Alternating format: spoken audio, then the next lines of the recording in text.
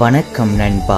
ஒரு ஊரில் ஒரு வயசான விவசாயி தன் மகனுடன் வாழ்ந்து வந்தார். அந்த ராஜ்யத்திலேயே காண கிடைக்காத அளவுக்கான ஒரு அழகான கம்பீரமான வெள்ளை குதிரை அவரிடம் இருந்தது. ஒரு நாள் அவர்களது கிராமத்தின் வழியாக ஒரு மிக பெரும் செல்வந்தர் சென்று கொண்டிருந்தார். அப்போது அச்செல்வந்தரது கண்களில் பட்டது அக்குதிரை. அதனது அழகில் மயங்கி போன அவர் அந்த முதியவரிடம் வந்து, ஐயா, இக்குதிரையை எனக்கு தாருங்கள். இதற்கு நீங்கள் எவ்வளவு விலை கேட்டாலும் நான் தருகிறேன் என்றார். அதற்கு அந்த முதியவரோ, என்னை மன்னித்து விடுங்கள், இக்குதிரை எனது குடும்பத்தில் ஒருவரை போன்றது. இதை எந்த விலைக்கும் நான் விற்பதாக இல்லை என்றார். அதை கேட்ட அந்த செல்வந்தரோ ஏமாற்றத்தோடு அவ்விடத்தை விட்டு சென்றார். இச்சம்பவத்தை கேள்விப்பட்ட அயலவர்கள் அம்முதியவரிடம் வந்து, உங்களுக்கு பைத்தியம் பிடித்து விட்டதா? நீங்கள் ஏற்கனவே பண கஷ்டத்தில் தானே இருக்கிறீர்கள். அந்த செல்வந்தருக்கு இக்குதிரையை விற்று உங்கள் பிரச்சனைகள் அனைத்தையும் போக்கிவிடலாமே. உங்களை போன்ற ஒரு முட்டாளை நாங்கள் பார்த்ததே இல்லை. கடவுள் உங்களுக்கு தந்த ஒரு நல்ல வாய்ப்பை இப்படி வீணாக்கி விட்டீர்களே என திட்ட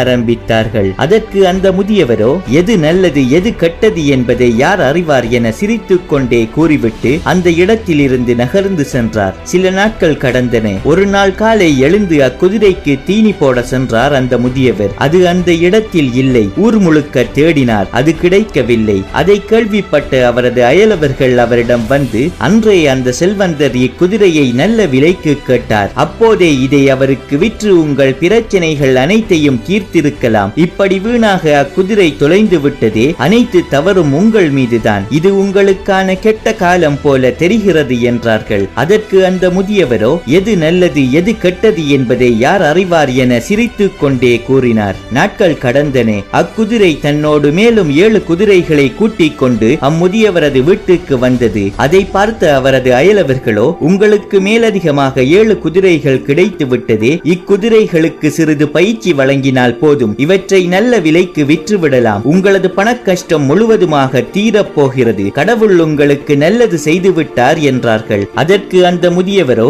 எது நல்லது எது கெட்டது என்பதை யார்தான் அறிவார்கள் என வளமை போல கூறிவிட்டு அந்த இடத்தை விட்டு நகர்ந்து சென்றார். இந்த நிகழ்வுகள் அனைத்தையுமே அவதானித்து கொண்டிருந்த ஒரு சிறுவன் அம்முதியவரிடம் வந்து, தாத்தா, ஏன் நீங்கள் இப்படி இருக்கிறீர்கள்? உங்களுக்கு நல்லது நடந்தாலும் கெட்டது நடந்தாலும் உங்களால் எப்படி எந்த உணர்ச்சிகளும் இல்லாமல் இருக்க முடிகிறது என கேட்டான். அதை கேட்டு சிரித்த அந்த முதியவர், மகனே, நான் ஒன்றும் உணர்ச்சிகளே இல்லாத மரக்கட்டை கிடையாது. எனக்கும் சந்தோஷம் கவலை என எல்லா உணர்வுகளும் வரும். நான் ஆசையாக வளர்த்த எனது குதிரை காணாமல் போனதும் அது எனக்கு கவலையையே தந்தது. ஆனால் அக்கவலையை நான் என் மனதுக்குள் அனுமதிக்கவில்லை. அப்படி அனுமதித்தால் அது என் மனதுக்குள் நுழைந்து ஒரு மிக பெரும் சுமையாக மாறி என்னை தினம் தினம் காயப்படுத்த ஆரம்பித்துவிடும். அக்குதிரை மீண்டும் பல குதிரைகளோடு வந்ததும் அது எனக்கு மகிழ்ச்சியையே தந்தது. இருந்தாலும் அம்மகிழ்ச்சியை நான் அக்கணமே அனுபவித்து விட்டு அதை என் மனதுக்குள் ஏற்றிக்கொள்ளாமல் தூக்கி தூர வீசிவிட்டேன். ஏனெனில் அதை என் மனதுக்குள் அனுமதித்தால் அது என் மனதில் பெருமையையும் இதற்கு மேல் எனக்கு தோல்விகளே கிடைக்காது என்ற கர்வத்தையும் உருவாக்கிவிடும். அக்கர்வம் நிச்சயம் எனது நிம்மதியை அளித்துவிடும். மகனே,